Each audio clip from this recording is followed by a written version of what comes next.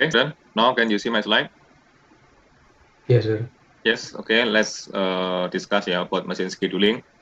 As I explained before, that for PPIC2, we will discuss more on application, more on controlling, because after we arrange the plan, in PPIC1, after we finish the MRP and localization, it means that we already upon the plan, After we have plan, then of course we need to execute it. And when we execute our plan, we also need to control, we also need to control the activity. And that's why the activity called as controlling, And in the controlling, there are two discussion. The first is about machine scheduling, and after machine scheduling, we can imagine that we will have we already have the parts, and after that we need to assembly become final products. So after machine scheduling, we discuss about line balancing, assembly line, and the issue is balancing, The issue is how to balance the assembly line. That's why the discussion is the name of the discussion is assembly line balancing. So there are two topics in controlling, machine scheduling and assembly line balancing. Okay, for the machine scheduling, this is the mind map for the machine scheduling. The first we need to discuss upon the definition of the scheduling, and after that we also need to know the term in the scheduling and also the performance criteria. I mean the measurement that can be used to evaluate the result of the scheduling. I'm sorry. Scheduling is an improvement effort. I'm sorry. That's why after we implement scheduling techniques, then we need to measure the result. That's why we need to know the measurement. The measurement called as the performance criteria. Okay, after that, there are three discussion. The first is about the scheduling for single machine. We can imagine there is only one machine. Of course, the machine will be flexible, flexible machine. Using a single machine, using only one machine, we can conduct several manufacturing or machining process. If we go to our SIMAN, system manufacturer or manufacturing system lab, there is a flexible machine. We have, I think, around three, portable flexible machine. Using that machine, we can conduct several machining process. We can conduct cutting, cutting process. We also conduct, we also can conduct turning process. We also can conduct milling process. So by using one machine, I mean flexible machine, we can conduct several processes. Why? The system requires only one machine. And the scheduling called as scheduling for single machine. And the second, we'll talk about scheduling for flow shop environment. What is flow shop? Flow shop is a layout. We arrange the machine according to the sequence of the production process. For example, if we talk about, let's say, furniture industry, we know that the raw material is wood, The raw material is wood. But after that, in order to process the wood, we need to know the production process. For example, the first process is measurement. So measurement machine will be placed at the first position. After measurement, then we need to, for example, we need to cut. We need to cut the raw material. So the cutting machine will be placed in the second order, second sequence. And after that, we know that after cutting, we need to grind. For example, we need to grind the semi-finished good. So the grinder or the grinding machine will be placed at the third position. So we can imagine, the position will be serial. The layout will be serial. It's called as flow shop. And in flow shop, there are several systems. The first is n jobs, 2 machines. We will process more than one jobs. In 2 machines only. In 2 machines only. Scheduling single machine, for the first scheduling for single machine, there is only one machine. But now we have more than one machine, which is 2 machines, and the layout is serial, called as flow shop with 2 machines. And after that, we also discuss about n jobs with more than 2 machines. It can be 3, 4, 5, and so on. And the last is n jobs with parallel machines. Every step, every position, there are more than one machines. So we can select. For example, the measurement, the measurement machine, there are more than one machines. The cutting machine, there are more than one machines. So if like that, then how to schedule? It's called as n jobs parallel machines. And the last, we also need to know, how about scheduling for job shop environment. What is that? Job shop is not like flow shop. In flow shop, I already explained you. We arrange the machine according to the production process sequence. But in job shop, we arrange the machine not according to the process sequence, but according to the function of the machine. So we group the machine based on the function. For example, if there are more than one cutting machine, then we group it in one workstation called as cutting workstation. If there are more than one grinding machine, then we group it, we place it in a workstation called as grinding workstation, and so on. We never consider the production process sequence. Why? Because we also know that the sequence of the production process of every component can be different. Can be different. So one component requires measurement, cutting, and grinding. Another component requires measurement, grinding, and cutting. So it is different, different sequence of production process. If like that, then we cannot use flow shop layout. So we need to implement job shop layout, like that. And also the question is, in terms of scheduling, is it the same? Of course, different. That's why we need to separate it. We need to separate job shop scheduling from the flow shop scheduling. Okay, I'm sorry why my video is on and off. Okay, now we talk about the position of the scheduling in the MPC. This is MPC diagram. You already know about this. I already explained this diagram in the previous discussion last week. Okay, scheduling will be here. Can you see? Can you see in the blue box? I think you can see. The blue box at the back end. Okay. If we talk about material, if we talk about components, actually we can produce by ourselves, but sometimes we cannot produce. If we cannot produce, then we will need to purchase from our supplier, external supplier, I mean. But scheduling, scheduling will be here, and the blue box, we can produce the components by ourselves.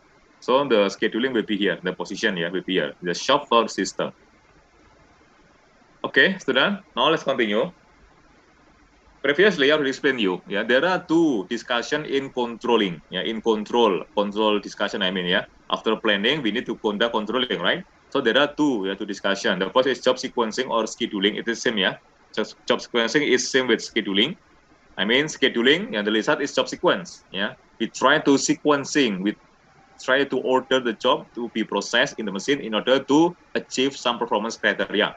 That's why scheduling sometimes called as job sequencing, Machine processes jobs. See, there are more than one machines that process more than one jobs, such that some measure of performance is optimized. See, with a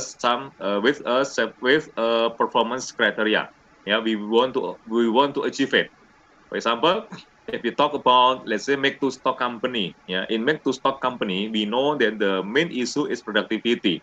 How to increase the productivity. It is different with order-based company. In order-based company, because we already know the exact order, the real order from the customer, then we need to fulfill it, not more and not less. Exactly same with the real order from the customer. So if like that, we cannot increase the productivity. The objective is to fulfill the order exactly. We go back to the example. Let's say we talk about make to stock company. In make to stock company, the company need to produce the product before receive demand from the customer. So if like that, the keyword is how to increase the output. Okay, and then roughly, in order to increase the output, then logically, roughly, we need to shortening the process. If we can shortening the process, it means that we have a lot of time, so we can increase our output. If like that, then the objective of scheduling is to minimize the total time. That's the meaning of performance criteria. We try to optimize. We try to optimize the total required time. To process all of the product. After that, after we talk about job sequencing, we can imagine we have the components. So we need after that we need to assembly. Become final products. So we assembly in assembly line. The issue is how to balance. And the assembly line. Why we need to balance? I already explained you.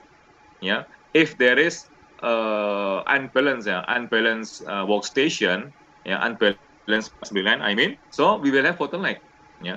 Bottleneck means that there is constraint. There is constraint of the system to achieve the objective.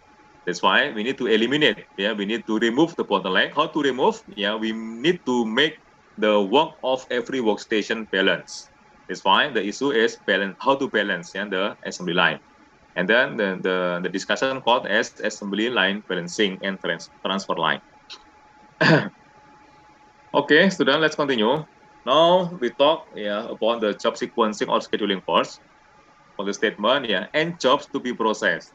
Each has setup time, processing time, and sometimes has due date. Each job is to be processed at several machines, and job sequencing is required to optimize certain performance criteria. What does it mean? You can see this layout. There are more than one jobs. And jobs, more than one job to be processed. Yes, we understand. Each has setup. Okay, every job here has setup time. Setup time is the time to make the machine ready to process the job. And after that, every job also has processing time. So from here, actually, we can try to sum it. We can try to sum the setup time and the processing time. Okay, you can imagine, initially the machine is idle. We have job to be processed. We have raw material to be processed in this machine. Before we use the machine to process this raw material, of course, we need to set up. We need to make the machine ready. So we need time. We need time to make the machine ready to process this raw material. It's called as setup time. Please imagine, after we set up the machine, then we use the machine to process the raw material. And raw material will have processing time. We can identify the required time to finish the process. So we can imagine setup time and processing time will be serial. If like that, we can assume processing time already include the setup time. So we sum it first. We sum the setup time and the processing time. After that, we consider it as processing time. Now we understand. When we collect processing time, don't forget to collect setup time. Like that, So setup time consists of two components. Sorry, processing time consists of two components, setup time and processing time itself. We sum it, we combine it, become one processing time. And sometimes has due date. What is due date? Due date is the deadline. We need to deliver it to customer. So if like that, we can use it. We can use the due date to set the performance criteria. The objective is to fulfill the due date. The objective is to finish all of the job at the due date. Because if we finish after the due date, we will have lateness. We process everything, and the finish time is after the schedule to deliver to the customer. It means that we have lateness. We do not want to have it. Or if we process all of the job and we can finish before the due date, what happened? We need to hold it first. Before we can deliver to the customer, we need to hold it first. And in order to hold these products, we also need to pay the inventory cost. And we don't want to have it as well. So it's better for us to finish everything at the due date exactly. So we don't need to pay the inventory cost. We don't need to pay the lateness cost as well. Lateness cost, okay, I think this is like strange, but I think lateness cost is very common. When we deliver the product to the customer late, sometimes customer will give us penalty, and this penalty can be considered as lateness cost. Okay, student. Job sequence answers two critical questions. Okay, this is very important. After you conduct scheduling, for example, in exam, after I give you a question about scheduling and you can answer, please make sure you can answer these two questions. The first is when a job to be processed in a machine. For example, job 2, will be processed, in machine 2, start at what time? You must be able to answer it. That's the first question. The second is about what job being processed in a machine at a time. Okay, for example, I want to know, in this time, okay, 4 and 5 p.m. 4 and 5 p.m. Machine 4 still processing what job? And then after, based on the schedule result, we can answer it. And then, so please make sure. What I'm trying to say is, when after we conduct scheduling, we need to be able to answer those two questions. Then we need to draw the Gantt chart. What is Gantt chart? Later I will explain you. But please don't forget. Now, you can make some note. After you conduct scheduling, after you know the job sequence to be processed in the machine, don't forget to draw the Gantt chart. Because in order to answer those two questions, we need to refer to the Gantt chart. Yeah, what is Gantt chart later? Yeah, you will know. Yeah, after we discuss about this, yeah, I will explain about the Gantt chart itself. Okay, student, let's continue. This one is Gantt chart. See, yeah, this is just a simple Gantt chart. Yeah, Gantt chart is like this. Yeah, okay. For the vertical axis, yeah, we label it as M or machine. Yeah, in this case, there is only one machine. If there are two machines, then how? Yeah, we can write the second machine, above the first machine. M1, M2, M3, and so on, like that. And then for the horizontal axis, it is time, yeah, T or time. So here we can plot, yeah, we can plot the result of scheduling. Again, yeah, the result of scheduling is job sequence, yeah, job sequence. In this example, let's say, just for example, yeah, the result of the scheduling is job 1, job 2, job 3, under job N. This the sequence of the job. It can be 2, 1, 5, 4, and so on. It can be 4, 5, 2, 1, and so on. But in this example, yeah, for example, if the sequence is 1, 2, 3, 4 until N, then based on this, we can try to identify several terms, yeah, in the scheduling. The first term called as starting time, S. Yeah, see, from this diagram, yeah, we know, yeah, S1 is the starting time of job 1 in this machine. In another machine can be different. Yeah, S2, this one, S2, yeah, is the starting time of job 2 in machine M. Like that. C is the completion time. Completion time is the finish time, yeah, finish time to process the job. So from here, yeah, C is this one, you can see, yeah. C is completion time of job 1 in this machine. C2 is completion time of job 2 in this machine, and so on. From here, we can conclude, yeah, C equals to starting time plus T. T is the processing time. Okay, then C equals to S plus T. Yes, C1 equals to S1 plus T1. What is T? T is the processing time. Okay, and then this one due date. Yeah, D1, D2, and Dn. Yeah, due date is the time, is the schedule, yeah, to deliver this job, yeah, to the next process, to the customer, to the warehouse, and so on, yeah, to the next process. Okay, please pay attention on this. Yeah, D1 is before the C1. It means that C1 is after the D1. It means that we finish job 1, but we late, yeah, to finish it. Why we late? From here we know, yeah, we finish the job 1 after the due date. So, yeah, there is lateness. Okay, so then this is due date, yeah. And then job 2, yeah, this is the due date of job 2. From here we know that job 2 is not late, but job 2 has earliness. Job 2 has earliness. It is not good as well, right? Because we need to print the inventory. Yeah, after we finish job 2, then we need to hold it first before we can deliver to the customer, before we can deliver to the next process. When we hold it, of course, we need to pay the holding costs. Yeah, and then the end also late, yeah, because we finished the end. This one from here, the CN is after the end. It means that job end also late. Yeah, that's the term in jobs, yeah, of term of job in the machine. Okay, so now we talk about concept of due date. Due date actually can be derived, yeah, from the commitment to customer, CTC. Yeah, we already commit to the customer to deliver the product at what time. Yeah, we already know the schedule. So from that schedule, we can try to we can try to go back. Yeah, we can try to trace. Go back. Yeah, go back in order to identify the production due date. For example, yeah, after we finish everything, we need to deliver. Let's say we use third party company to deliver our product to customer. Then we need to know the duration, yeah, for the delivery.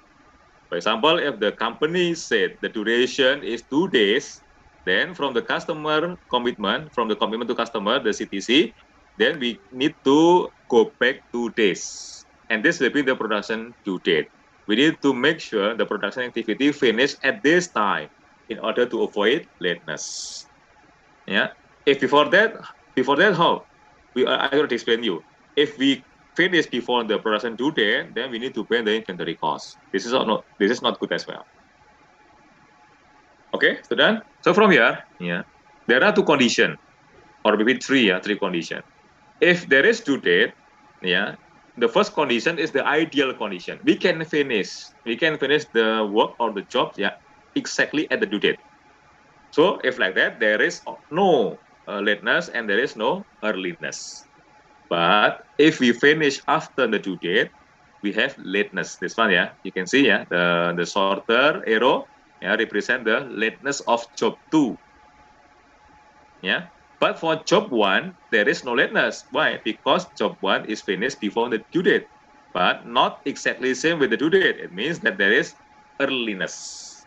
So from here, we can measure the earliness of job 1 will be, yeah, the due date minus the completion time of job 1. But for lateness, yeah, we can measure from the completion time minus the due date. Yeah. Here we have another term called as TERDE. What is TERDE? TERDE is the number of job that is late. So we need to count it. Number of job that is late. We need to count the job, yeah, that has lateness. So here, yeah, there are two jobs. Yeah, there are two jobs. For job 1, there is no lateness. So here, yeah, we can answer, yeah, the tardiness is 1. Only one job that is late. Yeah, that's the way, yeah, to answer the tardiness. Yeah, we need to count. We need to count the number of jobs that are late. Yeah, finish after the due date. Okay, student. Let's continue again. Typical performance criteria. Okay. Previously, I explained you. Yeah, we need to have some measurement to justify whether our scheduling result is good or no. So here, yeah, there are several measurements that can be used. The first called as mean flow time. Yeah, mean flow time. Flow time here is like stay time. So mean flow time means that the mean of total time that all of the jobs stay in the production shop floor. Yeah, it called as mean flow time or MFT, mean time in the shop, mean time of the job in the shops. Okay, the second called as idle time of machine. Idle time, yeah, this is the mathematical formula. But if you want to see directly, yeah, this one, the idle time can be measured from here. In between job 1 and job 2, there is no job. So in that time, yeah, this machine will be idle. There is no work here for this machine, will be idle. Also, before job 1 to t equals to 0, there is no job, no work. Yeah, if like that, we can consider from t equals to 0 to to s1, the starting time of job 1. Yeah, this one as idle time. Yeah, and idle time is not good. Yeah, because we purchase the machine to be used to produce, yeah, the products, yeah, in order to recover the machine price, yeah, the machine cost. So if the idle time is very high, it means that our system is not good. We need to revise our scheduling result. Like that. Okay, student. No question, yeah. If you have question, you can interrupt me. Then we can after that we can discuss. Mean lateness. I will explain you about the lateness. Yeah. So we just need to sum. Yeah. All of the lateness of the job. After that, we divide by the number of jobs that are per day. Yeah, that are late. Yeah. It's called as n here. Mean earliness. It's same. Yeah. Not exactly same, but very similar with lateness. Yeah. If there is earliness of job, then we sum it, yeah, all of the earliness. After that, we divide by the number of job that are early. Yeah, it called as mean earliness. Tardiness, I'll explain you. Yeah, we need to count the number of job that is late. Yeah, and after that, we expand is the maximum completion time. Yeah, after we schedule everything, then we can try to identify the completion time of every job. Yeah, at the last machine. Then we select the longest one. It called as mix span. Yeah, mix span. Okay, so then now we discuss about the first, yeah, for the first technique, single machine scheduling. Okay, before we go further, please imagine, yeah, please imagine the layout. It will be like that. There is only one machine, yeah. Then we can assume this is flexible machine, yeah, and there are more than one job to be processed in this single machine. Okay, student? Okay, now I'll explain you, based on a case study, based on a numerical example, For example, there are 5 jobs, because there is only one machine, so here we need to collect data upon the processing time, at that machine only. That's when the data is only one, processing time is only one. Job 1 in that machine, it requires, let's say, 5 minutes or 5 hours, up to you. Job 3 requires 7 minutes. Job 5 requires 2 minutes. That's the way to interpret the data. Okay, student, from here, now, as explained before, the result of scheduling is job sequence. We need to know the job sequence. We need to know the jobs order to be processed in that machine. Okay, so how to arrange the order? Here, we can try to implement SPT, shortest processing time rule. Shortest processing time means that we need to schedule the job with shortest time first. So from here, the shortest time is 2. It belongs to job 5. That's why job 5 must be processed at the first position. You can see, my Gantt chart. After that, we eliminate from the list because we already scheduled it. Then we scan again. We find that 3 is the next minimum. 3 belongs to job 2. So job 2 must be processed as soon as possible. We eliminate from the list, and then we continue again until we schedule all of the job. And this is the result. 5, 2, 1, 4, 3. This is the sequence of the job. And the max span is 23. From where I don't want to explain again. I will explain that. Max span is the maximum completion time. What is completion time? You can identify from this Gantt chart. Like that.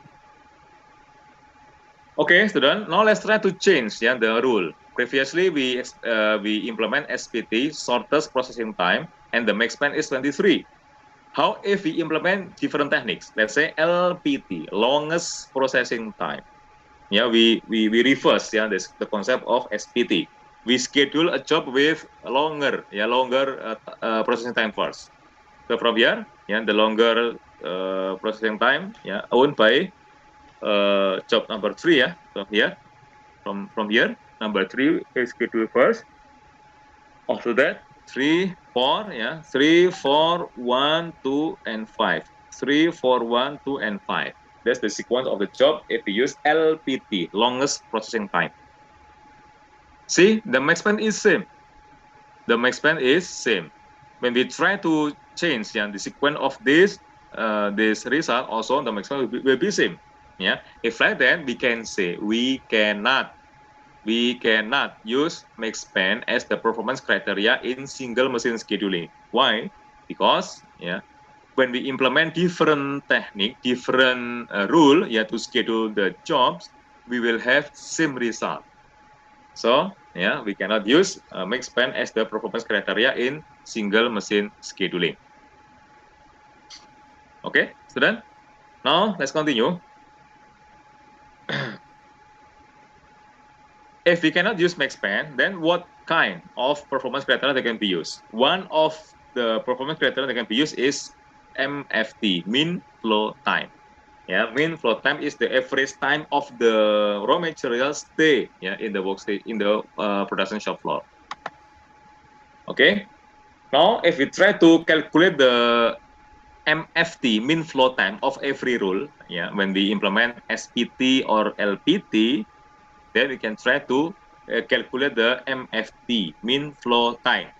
This one. This is the way to calculate the mean flow time.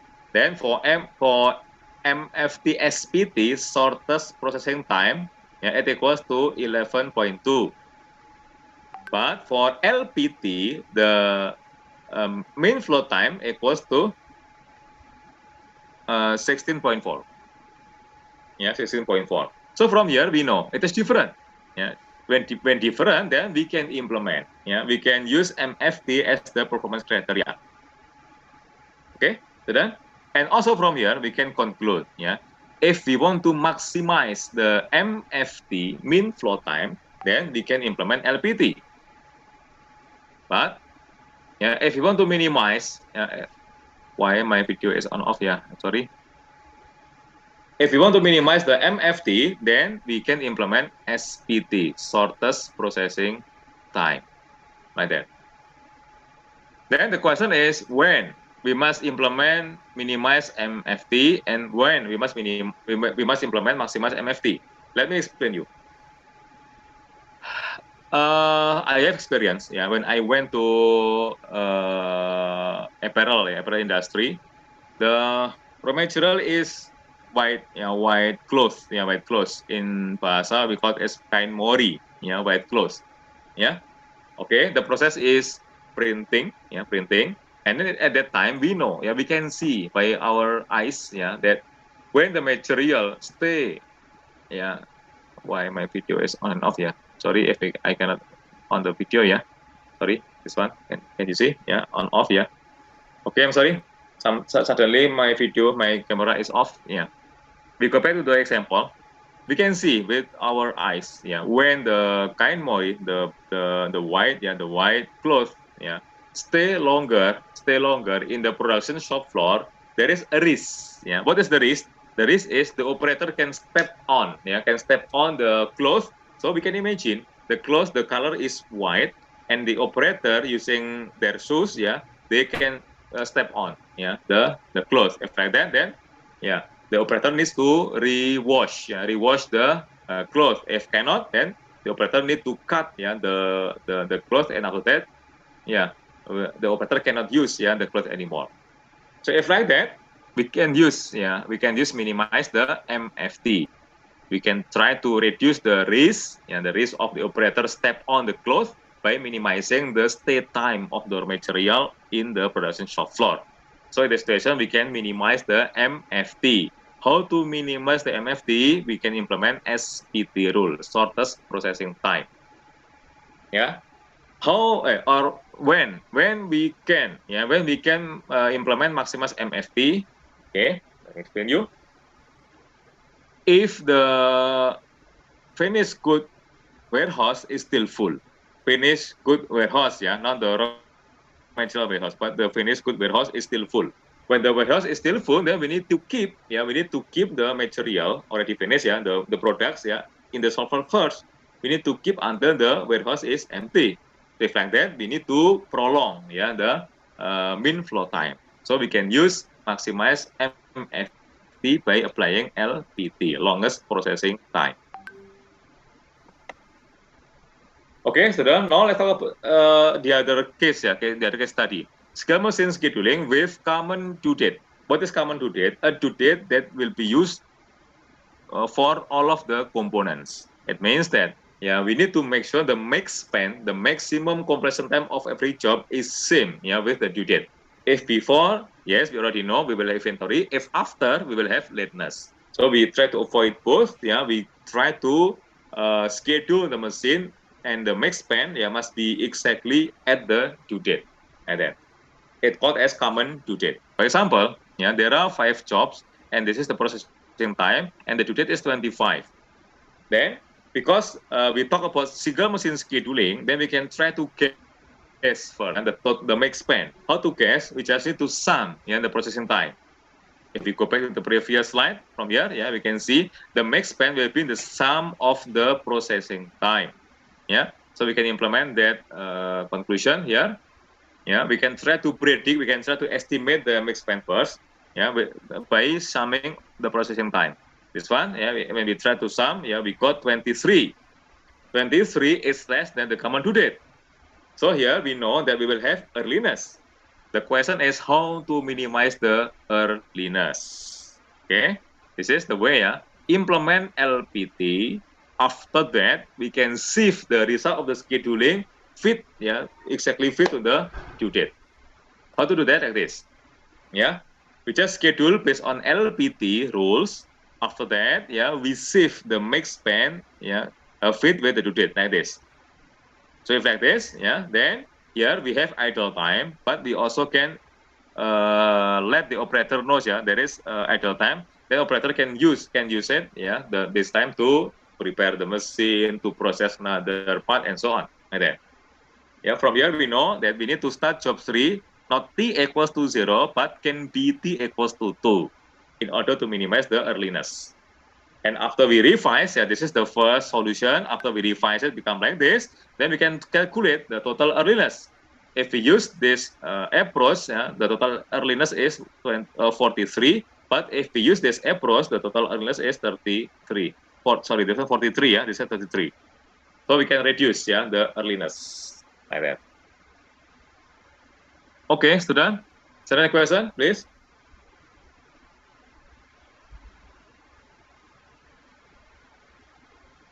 Are you still with me? Oh yes, sir. I Yes. want to ask, can you explain again about the last graph? The How last we graph, this become one? 43 and 33. Okay. From here we know that there is earliness, no lateness. Then if we refer back to the formula to calculate the earliness, means that we need to subtract the due date with the completion time of every job. For example, for job 3, we finish it at t equals to 7. When the due date is 25. So from here, we know that the earliness of job 3 equals to 25 minus 7. It equals to 18. For job 1, the completion time is 18. 18. But the due date is 25. So from here, we know the earliness of job 1 is 7. From where? 25 minus 18 is 7. So after that, when we sum it, we got 43. 43 as the earliness. And this is not good because the 43 is quite long. So we need to minimize. How to minimize? By this technique. We save the scheduling result fit with the due date like this. So we remove this idle. We remove the idle, become like this. And after that, we can calculate the earliness. For example, job 3, now the earliness become 25 minus 9 equals to 16. We can reduce 2. Previously, the earliness is 18, but now we can reduce become 16. After we calculate, then we can sum it. Then we know from here, we can reduce the earliness by applying LPT and shift the result of the scheduling fit with the due date, with the common due date, I mean. Is it clear? Okay, sir. Thank you very much. Okay. It's clear. Okay, let's continue. Let's talk about flow shop scheduling. After we finish single machine scheduling, if we refer back to the mind map, we need to go to flow shop scheduling. And in flow shop scheduling, there are 3 conditions. Flow shop scheduling with 2 machines, with more than 2 machines, and scheduling parallel machine in flow shop. So we discuss the first. Scheduling and job in 2 machines, only 2 machines. So, the layout will be like this. There are more than 1 jobs to be processed in exactly 2 machines. And the machine is serially connected. Why serial? Because we talk about flow shop. Okay, and the decision is sequence of job in every machine. See, as I explained before, the result of the scheduling is the sequence of the job to be processed in the machine. Okay, before we go further, let me explain you the basic concept of 2 machine scheduling. Why I need to explain this? Because this is the basic concept that will be used to conduct scheduling for more than 2 machines, and so on. So we need to know about this basic concept first. Okay, how to explain the basic concept? I will use this very simple case study. Why very simple? Because there are only 2 machines with only 2 jobs. And this is the processing time. You can see at the middle of the table. 8, 5, 7, and 10 is the processing time. How to read? For example, processing time of job A in machine 2 it equals to 5. Processing time of job B in machine 1 equals to 7. Okay, student. After that, we need to know the sequence of the job to be processed. For example, if we sequence the job become A, B, we process A. After that, we process B. Okay. If we refer to this table, in machine 1, job A requires 8. So we draw this bar from 0 to 8. After that, we transfer job A to machine 2, and it takes 7. So sorry, job job A in machine 2, sorry, it takes 5, yeah. Sorry, I made a mistake. Yeah, it takes 5. So from here, we need to draw this bar from 8 to 13. Why 13? Because 8 plus 5, it equals to 13. Yeah, this is A. And in machine 1, after we finish job A, we can use machine 1 directly to process job B.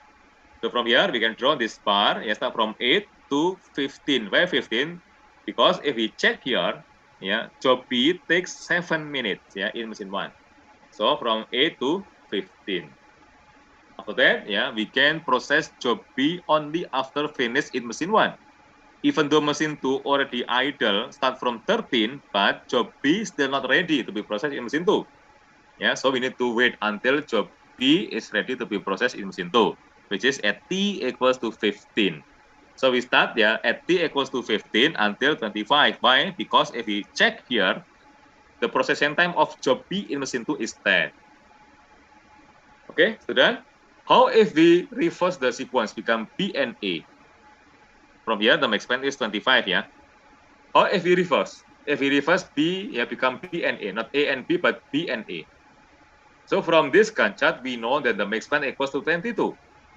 Different reason, yeah? It means that, yeah, we can conclude max span can be used. Previously, max span cannot be used, yeah, in the single machine scheduling, but now max span can be used, yeah, as the performance criteria in two machine flow shop scheduling. That's the first conclusion. The second is like this, yeah. See, in order to minimize the max span, yeah, the idea is we need to overlap. We need to overlap the longer processing time at the middle. Yeah, if like that, then yeah, we can put the shorter processing time at the last and also at the beginning. But for this, it is different. It is opposite. Yeah, A and B overlaps. Yeah, this one. Yeah, overlaps the shorter processing time. Yeah, and this is not good. And this concept called as this one Johnson algorithm. Yeah, so I don't want to explain this. Yeah, this is quite complicated. Yeah, and I don't want to ask you to read this. Yeah, I already explained the basic concept of Johnson algorithm. Yeah, so I will give example. Yeah, give example of Johnson algorithm. Yeah, in scheduling the two machines flow shop. Let's say there are two machines. Yeah, in production system, drilling and riveting. Okay, student, and there are, let's say, 6 jobs to be processed. And we need to record, we need to record the historical data about the processing time. So here, this is the data, job 1 under job 6, and there are two machines, drilling and riveting, and this is the data. This is the processing time data. From this data, we can implement Johnson algorithm, this one.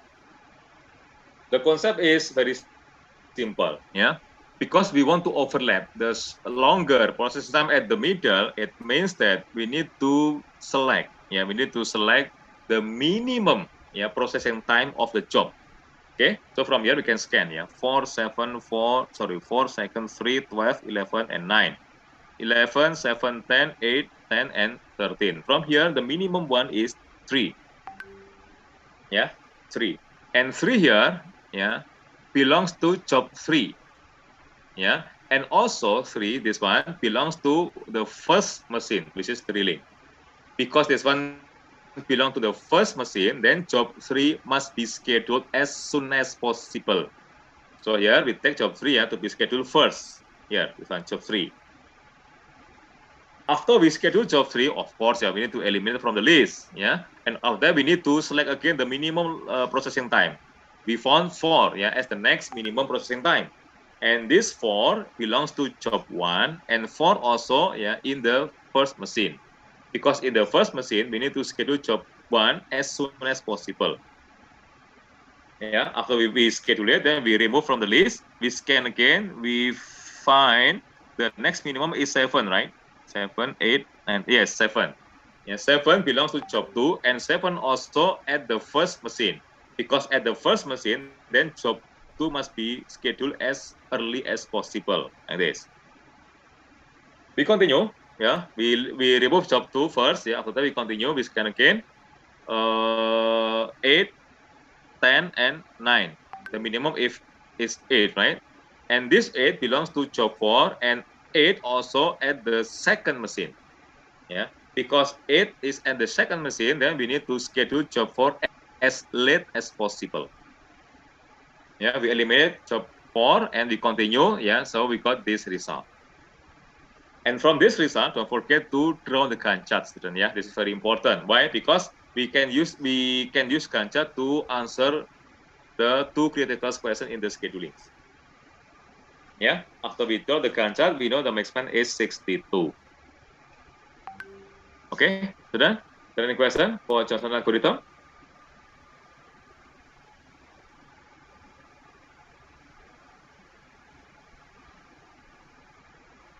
No. Okay, very good. Yes, let's continue. Yeah. Now we talk about Flowshop scheduling with M machines, not only 2, but M machines. The layout will be like this, yeah. Job 1 under job N, and there are more than 1 machines, but not only 2, yeah. Can be more than 2, can be 3, 4, 5, and so on. Basically, could be solved through creating 2 dummy machines and solved using Johnson algorithm. That's the basic, that's the idea, yeah, the main idea. Yeah, we can try to create 2 dummy machines. How to create? Later I explain you. And after we can create 2 dummy machines, then we can implement. Yeah, we can implement Johnson algorithm. Yeah, to solve it. And those steps called as CDS algorithm. What is CDS? CDS is Campbell-Dudek-Smith algorithm. Okay, student, this one. Yeah, this one is the algorithm. I don't want to explain this. Yeah, this is slightly quite complicated. Okay, now we go to the example. Okay, there are 3 machines, more than 2 machines, and 4 jobs. Okay, and this is the processing time already recorded. Then after that, don't forget to create the dummy machines. Okay, student. The question is how many creation of the dummy machines? Okay, let me answer. Yeah, we will have several scheduling alternatives. Yeah, and the number of the alternatives will be equals to m minus 1. M minus 1. Since in this example there are 3 machines, it means that m equals to 3. If like that, we will have how many scheduling alternatives? We will have 2. Yeah, 3 minus 1 is equals to 2. Yeah, 2 scheduling alternatives.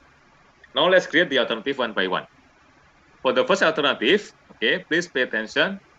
Yeah, please pay attention. For the first alternative, we will use the first and the last machine only. Okay, student. Hopefully I can turn on my camera so I can explain using my finger. Yeah, okay, I can. Okay, see my finger, student? 3, 3. Okay.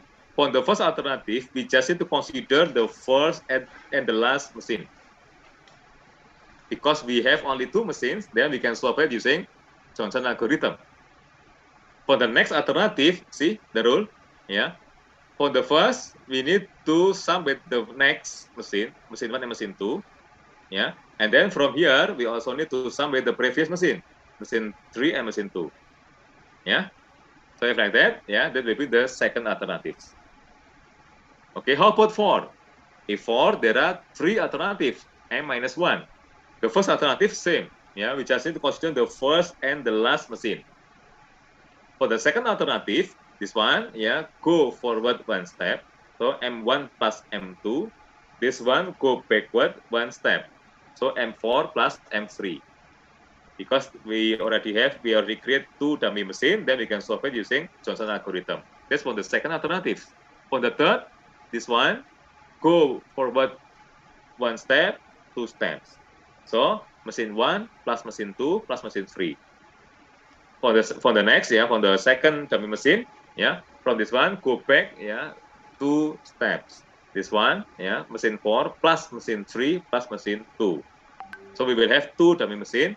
We can solve it using Johnson algorithm in order to have, in order to get the result. And then, okay, student, that's the rule, Now we go back to this example. Because there are 3 machines, we can guess, we will have 2 scheduling alternatives.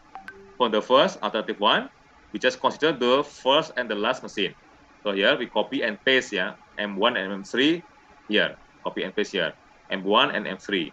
Because we have 2 dummy machines, not 3 but 2 now, so we can solve it using Johnson algorithm. How to solve? It's same, we scan the processing time in order to find the minimum one. This is the minimum, it equals to 3, and this 3 belongs to job 2 and belongs to the last machine. Because belong to the last machine, then we need to schedule job 2 as late as possible.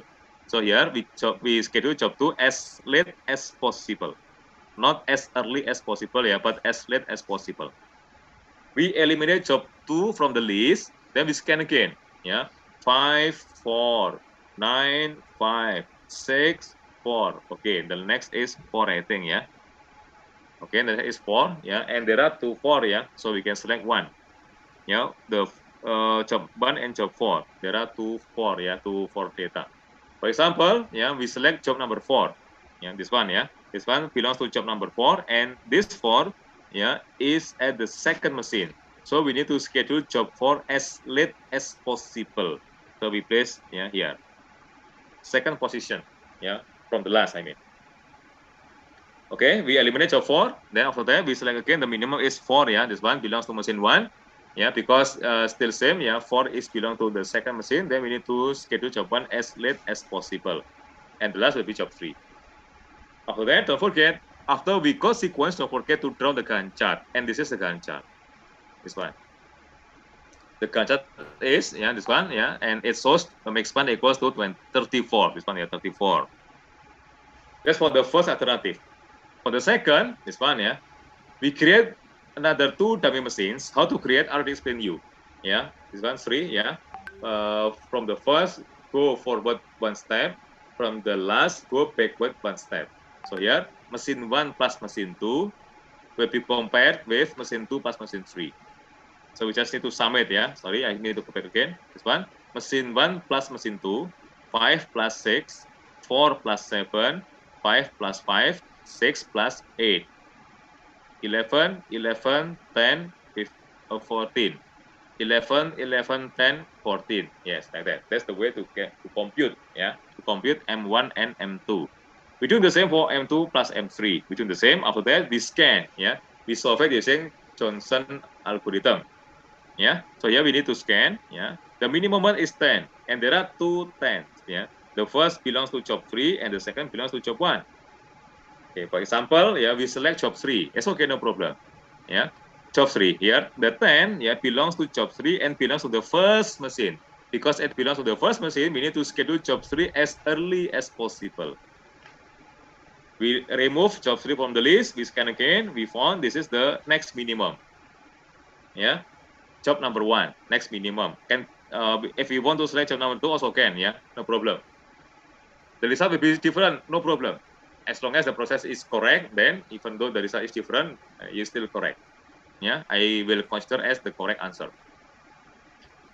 Okay, job 1, job 1, this one, the 10, the 10 belongs to the second machine. So we need to schedule job 1 as late as possible, like this.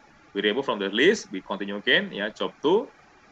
Job 2, this one, 10 also belongs to the last machine. So we need to schedule job 2 as late as possible in this position. And the last position will be job 4.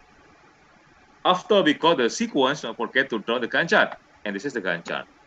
And from this Gantt chart, we know the max span is 35, longer, longer than the first alternative. It means that we need to go back again to the first alternative, and then we fix it and as the solution of the scheduling. This one, max span 34, but using this sequence, if the max span is 35. So we select the sorter, we select the sorter max span. So this one, we fix this, the sequence as the solution of this problem. Job 3, job 1, job 4, and job 2.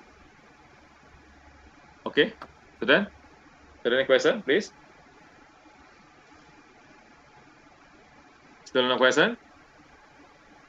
If no question, then for the next, we keep it first, I will discuss about this next week. So next week, we'll discuss about this one, parallel machines, close-up scheduling, and job shop scheduling.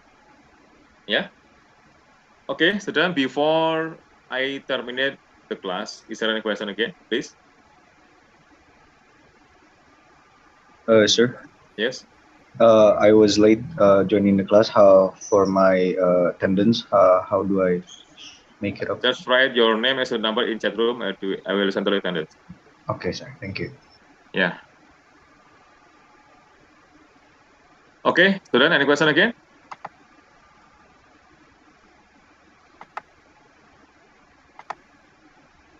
No question. If no, I remind again, yeah. Later I'll contact Miss Devi, yeah, to arrange a classroom because next week, yeah, we plan to have offline class, yeah. Like that. Sir, Yes. I want to ask something about the offline class, sir. Since there are other friends that haven't come to Jogja, and recently Rehan also got into accident, sir, and he Yeah. break his leg. Oh So yeah. he can come to the campus. Is there any other option for the class, sir? Because Ingrid also still in her hometown, and she also didn't have any. She haven't found her course yet, sir. She has a hard time finding it, and she tried to find it for more than a week now. Okay. If like that, oh yeah. Okay. Or maybe we will have hybrid class, yeah. We will have offline and online class. To those who cannot come to Jogja, then you still can attend to the class, yeah, online. But to those who can come to Yogyakarta, can come to campus, then we'll have offline class like that. Okay, sir. Thank you, sir. Yeah, yeah, welcome. Any question again, please? Sir, can we Yes. get the PowerPoint, sir? Yeah, PowerPoint, yeah, I will share, yeah. I will upload to Google Classroom. Okay, any question again, please? No question? If no question, I think that's all, yeah, for our discussion. For the parallel machine and for the job scheduling, we discuss for that, yeah, next week, yeah. I stop share, and then let's close this class by reciting Alhamdulillah together. Alhamdulillah. Alhamdulillah. Amin. Okay, Assalamualaikum warahmatullahi wabarakatuh. Waalaikumsalam warahmatullahi wabarakatuh.